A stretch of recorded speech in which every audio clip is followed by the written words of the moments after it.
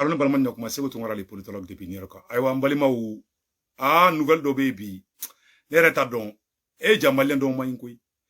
Malien, on a fait un français ambassadeur Mougena. Président Assimi français ambassadeur Mougen à photo flène Joseph Mayor. Ni ambassadeur jaja ni malien do de kumeka complot la ben ou bisika Assimi gen abo fanga la tugamina fanga d'Afrique Assimi dala ja ambassadeur ani malien de do de kume nyogonye dugu tla fe balima ou commencera ka do de mine moko do mine da mine re ntendu ko lo de awa wuli bena ke moko chama ko tle fly na de ne re jigila tigera ko wallahi malien jaja ni ne plan kumbubulu orato umurutilen be u be u fara ɲɔgɔn kan ko fo Choguel ka taga di jaw ka plan ku ye mun ye Choguel gentola u kun be coup d'état de kɛ Assimi na ka ni ambassadeur to ye coup d'état min ye président Assimi gɛn ne tɛ sɔn ka a dɔw fɔ quoi parce que c'est top secret de do coup d'état min ye Assimi jɛ a ka ca ni coup d'état tan ye sɔrɔsi caman be kaso la koyi m'o fɔ a ɲɛna bi dɛ ani mɔgɔ lankolon caman mais petit pion grand pion ba minnu be yen nɔ ne t'a dɔn sɔrɔsiw bɛ k'olu to ye kun kelen na u m'olu yira mɔgɔw la quoi walayi maliyɛnw bilahi a mɔgɔ dɔw bɛ CNT kelen kelen kɔnɔna na olu ni nin bɛ ka ɲɔgɔn ye n'a fɔra aw ɲɛna ka bon hakili ma mɔgɔw bɛ CNT in kɔnɔ n bɛ segin a kan mɔgɔw bɛ CNT kelen kelen kɔnɔ minnu ni Faransi bɛ baara la ji jukɔrɔ fanga in bɛ se ka tiɲɛ cogoya min na Mali den jugu fɔlɔ fɔlɔ bɛ CNT in de kɔrɔ n m'a fɔ n ko CNT mɔgɔ bɛ dɛ ani Mali politicien dɔw ima u y'u kla damanamani de dɔw bɛ bɔ san olu b'a kɛ i n'a fɔ u b'an fɛ dɔw b'i mabɔ na olu bɛ transition kɛlɛ directement mais dɔw b'a bɔ san nɔ olu b'a kɛ i n'a fɔ non an ka Choguel remplacer n'an ye Choguel remplacer Mali bɛna ja jaw ka plan de b'u bolo ni ambassadeur a ye wari ba de di Mali politicien dɔw ma a ye kuma in lamɛn dɛ ni ambassadeur ye wari ba de di Mali politicien dɔw ma politicien dɔw ani activiste dɔw ani chroniqueur dɔw u ye wari mun sɔrɔ a ka bon hakili ma maliyɛnw wari de dilen b'u ma dogo la u ni Faransi ambassadeur kun bɛ ka plan de tracer plan in de échec ta sisan ambassadeur de gagné sisan bisi kɛra po ye nouvelle filanan fana ye mun ye tuguni balimaw rebelle minnu wulila k'u bɛ anw kɛlɛ rebelle minnu wulila k'u b'an kɛlɛ u yɛrɛ ka mɔgɔw yɛrɛma bɛ ka kisɛ ci ɲɔgɔn na yɔrɔ dɔw la an y'a mɛn ko rebelle dɔ taara ko n t'a dɔn n b'a ɲɛfɔ cogo min na sisan nɔ compte rendu b'u yɛrɛ ni ɲɔgɔn cɛ quoi i b'a dɔn ni ye bandi armé ni ye marifa di mɔgɔw ma mɔgɔ minnu t'u faso fɛ ala bɛ Mali fɛ koyi ni rebelle kelen de marifa ta Mali contre la 2012 la u yɛrɛ ma ye marifa ci ɲɔgɔn na Gawo fo dɔw bolila ka taa Burkina o b'a yira k'a fɔ ko barika de bɛ Mali la walayi mɔgɔ n'i ma fara Mali ko in na n'a ma fɔ i kɔ i ka fuma ko tu ni mɔgɔ min ma fara Mali in na k'i bɛ Mali de dafiri yɛrɛ ka intérêt personnel la n'a ma fɔ i kɔ a ka si bɔn tɛgɛ kɔnɔ ala o de kosɔn caman hinɛ bɛ ne la o de kosɔn ne ko Assimi ka bɛɛ fara ɲɔgɔn kan an ka yafa mais tiɲɛna yafa in yɔrɔ ka gɛlɛn an bɛ yɔrɔ na bi dɛ ne bɔra ko dɔw kalama a dɔrɔlen tɛ bolo n ka tɔgɔ dɔw fɔ quoi cɛ ne jigila tigɛra maliyɛn dɔw la ja dɔw ye sajugu sumalen di ja o ni Faransi ambassadeur de bɛ ka baara kɛ ji jukɔrɔ k'u bɛ président Assimi Goïta gɛn ka bɔ yen pour que Assimi ka gɛn sisan u bɛ Choguel mabɔ Assimi la ni Choguel mabɔra sisan nɔ u bɛ sɔrɔ ka Assimi tɔ coron dingɛ kɔnɔ o plan kun bɛ ka labɛn côté fila de la côté dɔn olu bɛ bɔ dɔrɔn non an ma sɔn transition a don ta bɔ tan mɔgɔ dɔw olu b'u yɛrɛ k'i n'a fɔ u bɛ Assimi fɛ olu b'a fɔ non Assimi an b'i fɛ mais an tɛ Choguel de fɛ awa mɔgɔ bɛɛ u bɛɛ bɛ Faransi ka baara de la maliyɛnw ye n tɛgɛ da kisɛ de kan mɔgɔ caman bɛna lebu tile fila na hali a tɛmɛ koyi bilahi ala mɔgɔ caman bɛna lebu tile fila in na a ka bon hakili ma ja u bɛ ni plan de la ja u ni ambassadeur de bɛ ka ɲɔgɔn ye ja wari de dira dɔw ma Faransi ambassadeur bolo su dugu tila fɛ su RT bɔ n'u ni Faransi ambassadeur ma jɛ ka ɲɔgɔn ye ja o plan de kun b'u bolo k'u bɛ président Assimi Goïta ka fanga dafiri et puis encore ce qui est très grave dans cette affaire a y'a remarqué dɔrɔn ni rebelle ye communiqué kɛ Assimi contre la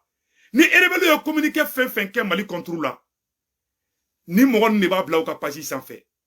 ninnu ni rebelle ni ne y'a fɔ aw ɲɛna n ko rebelle minnu y'an ka sɔrɔsiw da k'u kan tigɛ n ko ni mɔgɔ dɔw bɛ baara la ji jukɔrɔ aw bɛ se ka da la maliyɛnw rebelle bɛ slogan kelen mun fɔ nin politicien dɔw m'a fɔ n k'a bɛɛ dɛ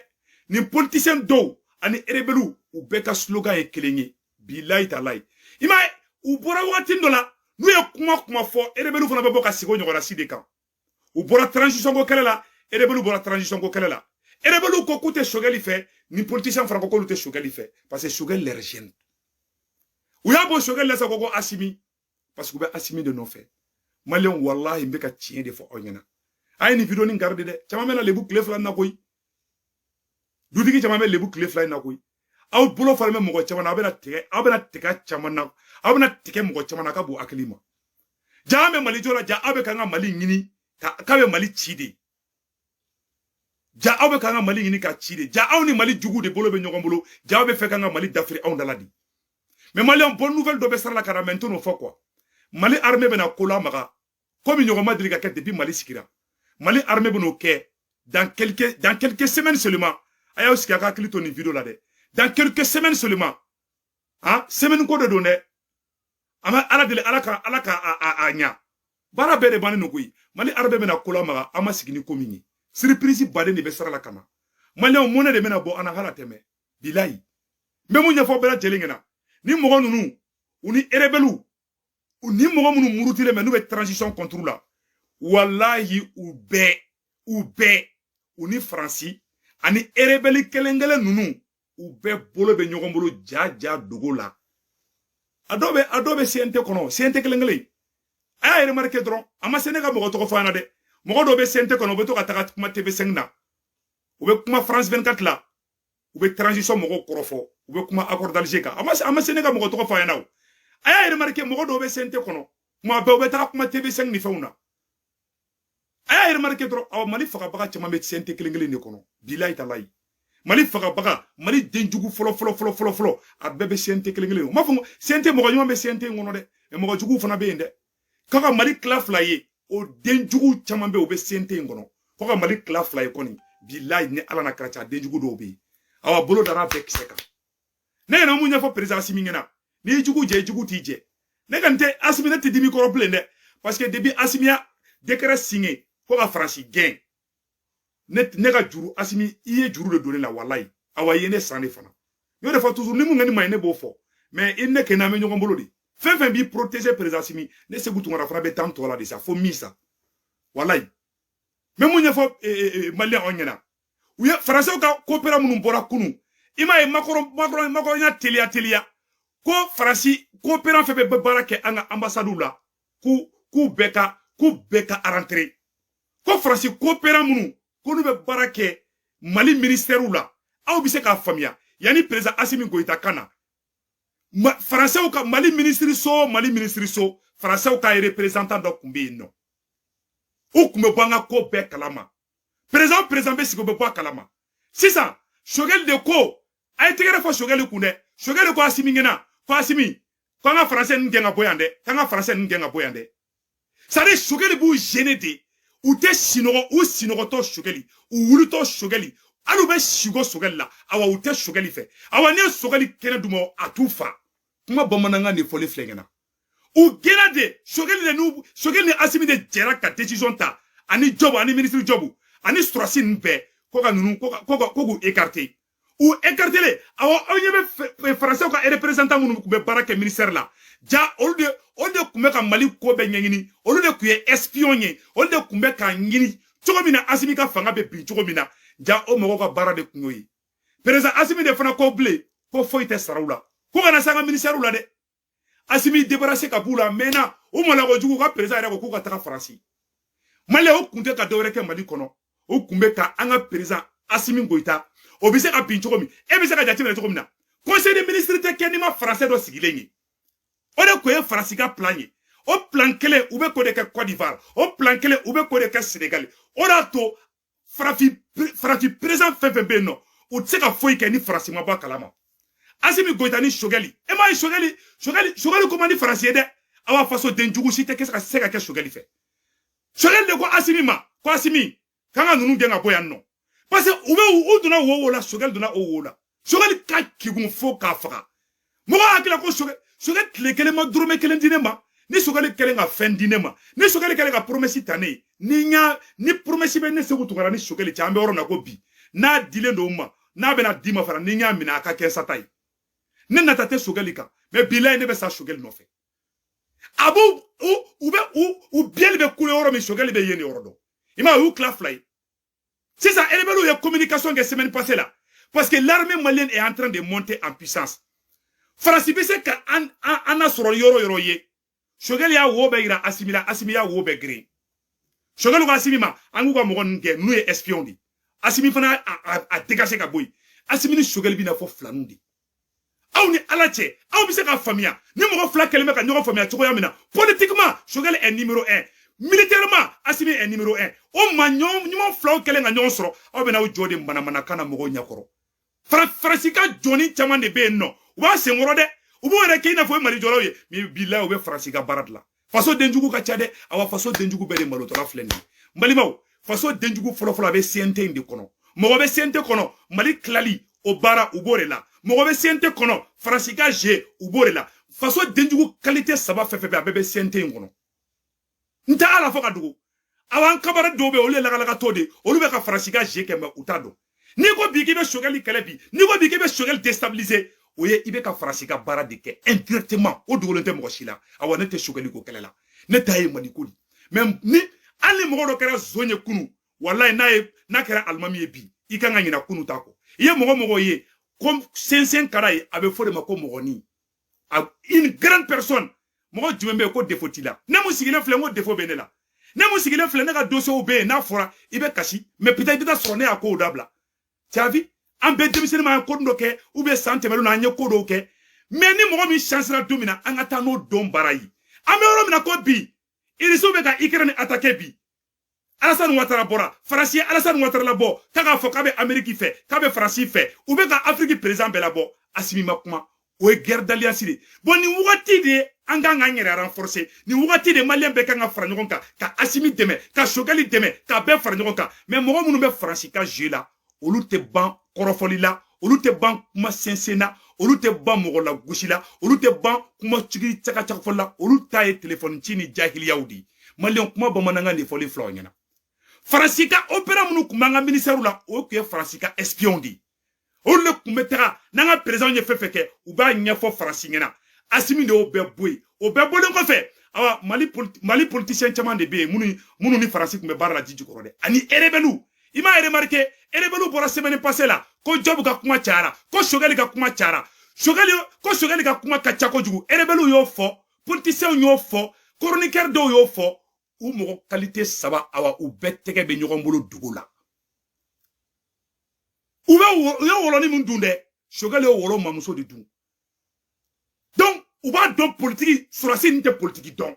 Mo mi ka kebun, avec politique don, avec Farasi bien le couleur don. Oye Shogel di Shogel kumakan ay munda Farasika ay Farasi lebu kata Nations Unies na fo Mali la ke yere wolo denye ke horon denye ke be Mali fait ke be fo Mali ka avancer ke be une transition fait eni alache eni ishiache e kan yi jobi ki nyi were ke be kuma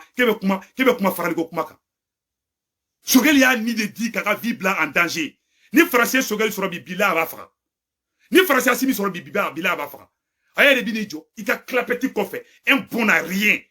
Tu n'as rien dans les crânes. Wari minela jamana bola wari nyinina ere bini jobi kebe Shogel kala dibila adobe ka Shogel kala dibila adobe ka Shogel kala kerma ou kalto de kacha mais abena pay abena kule mo chamana olu be traiteur de ko mais netana ndo do kuma na ima e tie folo mamandi ne be kuma ne te yere ani kumolo be araso ani jebe be ka kule no fe ni e galonte lai ni nambara toyi ni wuya folai ne sigu tungara ba fo pion hali chete ba fanka je l'ai fait dans le passé ala ya tie be fana dantege momu nya fo nyana bi Mali jugu folo bebe sente kelengele ne konnana ka fara politicien ka fara chroniqueur ka fara afen sugo ka afen sugo bebe sente ndi ko anyama bebe sente kelengele ndi kono odo ko so Assimi i kolosi hier là Assimi ka barata bulu kay Assimi keleme ka kokura do fin mais j'ai pas le droit de dire mais Mali a na surprise chamanye akabu akilima wala Assimi horom na binte sinone wala Assimi horondi Assimi chifa chamanye na anga équipe Assimi a irale ka équipe mo sigini dadu ni ñoko cebli aya ira bela Assimi na les 5 colonels plus tous les ministres de la transition ou be bolo be ñoko bolo bi ou be kadibi mais wala ma cité na do on ñoko cebi ama fo premier ministre ama fo président Assimi Goïta ngena aki kolosi malion anga kolosi Alassane Dramane Ouattara bora kalebe sa Farasi no fait Farasi be ka bebla ka bossi ça Farasi be ka guerre d'alliance de créer ça Ukraine problème konnana pour que ta Mali isolé pour que kaso ka foko ko Mali rete ka kuma ko Mali ka position jumɛn anga to anga position de truc konnana ikran de la ka Mali dɛmɛ ka tɛmɛ Irisu fana Mali dɛmɛ ka tɛmɛ mais jahilu de jamana fila in bila ɲɔgɔn na mais an bɛ dugawu kɛ Ala ka jisuma kɛ nin kɛlɛ in kɔ kan Maliens wallahi Mali bɛ ka victoire finale de sɔrɔ Faransi jigi bɛ mɔgɔ ka bɛɛ ma Faransi jigi kun bɛ fɛn kan a bɛɛ a Faransi jigi karila yɔrɔ bɛɛ la Faransi ka sɔrɔsiw bɛ ka Mali bila bi Faransi ka espion n'u ka coopérants minnu kun bɛ baara kɛ an ka ministère la olu fana olu tɔ tora 24 heures de pour que ka Mali bila u bɛɛ y'u ka kasaw furu awa u bɛɛ taatɔla filɛ Faransi n'olu bɔra Faransi sɔrɔsiw ka bɔ Faransi tɛ se ka don an yɛrɛ dama ni ɲɔgɔn cɛ bilen fo n'an yɛrɛ jasira k'an kɛ mɔgɔ lankolon ye sinon nin ye Faransi ko de bannen ye pewu Faransi ka janfa bɛɛ dara kɛnɛ kan pewu awa Mali y'a ka indépendance sɔrɔ 100%. Cɛ maa si tɛ se ka Mali armée lajɔ bi awa Mali armée bɛna ko la maga tile fila in na komi ɲɔgɔn ma da tariku kɔnɔ mais min dan yɔrɔ la olu ye top secrets ye n tɛna n da don la parce que nisɔndiyalenba de bɛ ka nin kuma in fɔ aw ɲɛna maa si kana to nin moment critique in kɔnɔna na k'i bɛna manamana kuma ta k'i b'o sɔrɔ an sen kɔrɔ an tɛ mɔgɔ si ka manamana kan lamɛn n'i bɛ transition fɛ i bɛ kɛ les 5 colonels fɛ i bɛ kɛ transition ministre bɛɛ fɛ mais k'e bɛ transition fɛ i n'a fɔ Abdou Niang na ɲɔgɔnna sugu ka nin ɲagami an na non e b'i ka sélection kɛ sélection tɛ kɛ dɛ an bɛ Modibo Kone fɛ an bɛ Maliki Diaw fɛ an bɛ Colonel Wage fɛ an bɛ maréchal Assimi Goïta fɛ ayiwa an bɛ colonel général Sado Kamara an bɛ général Sado Kamara an b'ale fana fɛ maa si de tɛ n'i sigi k'e bɛna nafigiya kɛ k'i bɛna fɔ ko nin colonel ka ɲi ou bien nin premier ministre man ɲi u bɛɛ de kelen ye Maliens an ka miseli ta an ka nin transition mɔgɔw kala an mago tɛ gouvernement d'union nationale la an bɛ yɔrɔ min na ko bi tiɲɛ bangera bi mɔgɔ minnu ni Faransi ambassadeur kun bɛ ka taa wariw di ɲɔgɔn ma dogo la a mɔgɔ tilancɛ bɛɛ dɔnna mais an b'a ɲini u fɛ Assimi ka ni Isumaya Zeyina dɛ Assimi ka Zeyina ta kɛ sɔbɛ ye dɛ a kana yɛrɛ ta foyi ta Zeyina ta la n'i jugu jɛ i jugu t'i jɛ siɲɛ dɔ in na dɔw porokotora Assimi ko non ko k'u to ye a bɛ tan mais Zeyina Assimi ne b'i conseiller dɛ minnu ni ambassadeur kun bɛ ka ɲɔgɔn ye fɛrɛ k'u ka ko la dɛ bɛn ka di ne o tiɲɛ mais mɔgɔ min bɛ ka taa fara kɔfɛ jugu ka na i ka jamana déstabiliser hali n'aw m'u don kaso la a y'u minɛ k'u bagabaga siɲɛ kelen n'o kɛra u ta dafa 2 la o kɛra ne ka conseil k'o fɔ transition mɔgɔw ɲɛna a ka bolo di ɲɔgɔn ma vive la transition vive le Mali indivisible n bɛna fɛn dɔ yira aw la ka bɔ hakili ma dɛ n balimaw a yɛrɛ ka namɛ dɛ a bɛna dɔn k'a fɔ ko min bɛ ka kɛ dogo la u bɛ kuma caman fɔ diɲɛlatigɛ na tiɲɛ t'a caman na n balimaw mɔgɔ caman b'i yɛrɛ ɲininka mun de kɛra Ukraine n balimaw n bɛna fɛn dɔ yira aw la a ka bɔ hakili ma a ye lajɛ dɛ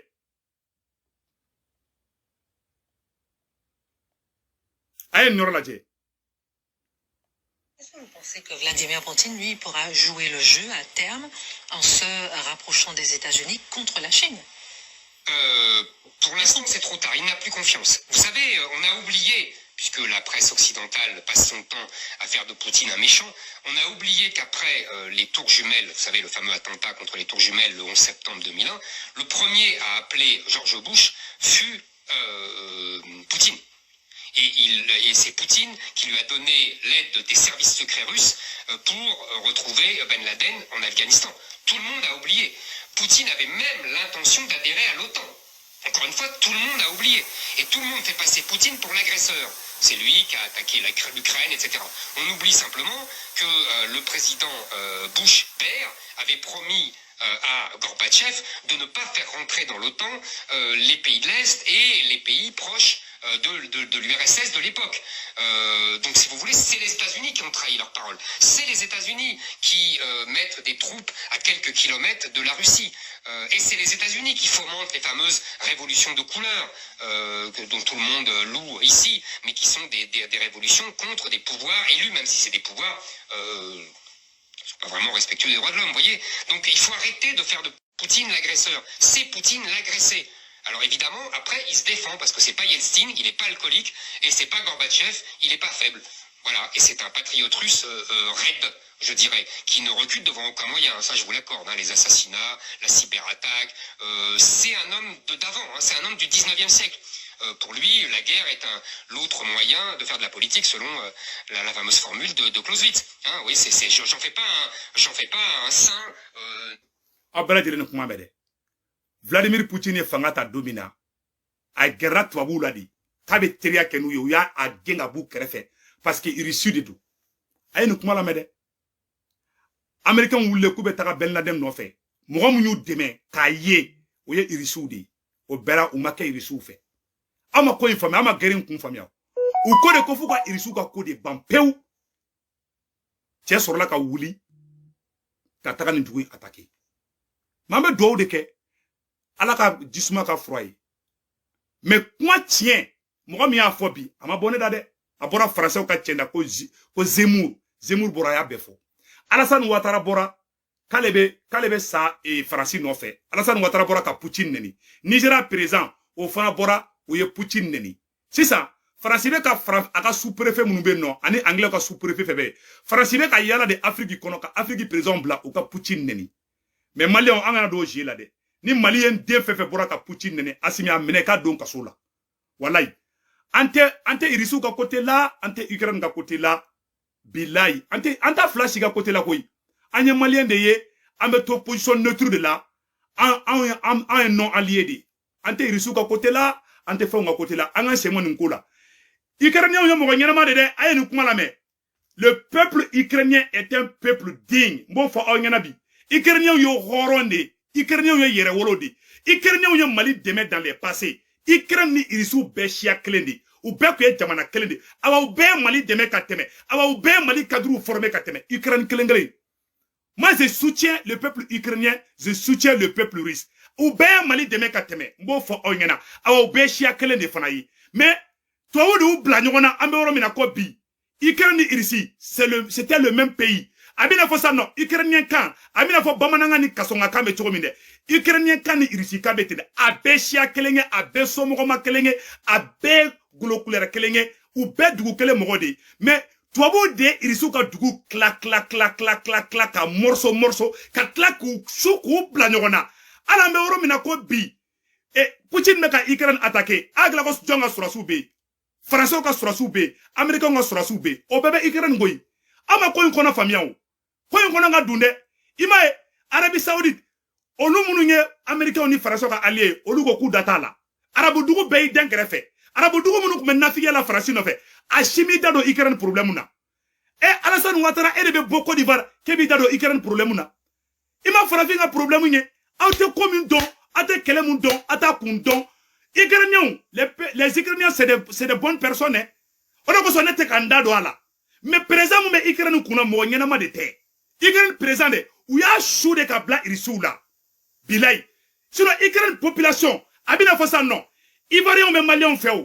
mais Alassane Ouattara de te Mali fait sur Ivoirien erreur problème de Côte d'Ivoire de Mali tché problème de Côte d'Ivoire ça dit agara peuple ni présent confondu quoi présent colon obé mais peuple nyuma bende bon Ukraine ni irisuga problème ti Ukrainien n'est terrible moi j'ai des amis qui sont des Ukrainiens Ukrainiens quand ils ne m'ont pas donné horon de frado billahi tallahi ala mais présent bukuna towuda ani irisu blanyona on est voilà la vérité on a donné ta parti priqué parce que ni bonnement flawbe kelela ibe do ala ka ban Ukrainien ni irisu ou bekwe jamana kele armée rouge Union soviétique OK Ukraine ni comment on appelle là irisu ani jamana chama quoi ou kuma fole mako Union soviétique mais toi vous be frafra ku banyona katla tuguni katuka marama fenjugu bla Ukraine dugula ko nyeshi irisu ka capitale ma o kele sorla orila kele ko na dungo yi kele ko na dun abina fosa non le peuple français n'est pas contre les Maliens mais c'est la politique française qui est contre le Mali ça dit me fait encore famille les Ukrainiens c'est de bonnes personnes Ukrainiens yo horo ni de irisi yo horo ye chuko minde Ukrainiens fana horo yo chuko la ou be sia kelenge ou be koroni ndogo de ça dit ni nafiki dona ali ni ika centri che iba boka fli duguma voilà un peu l'histoire entre les deux pays ala ga hera ke Mali angana ndado nkola ni tanga problème nye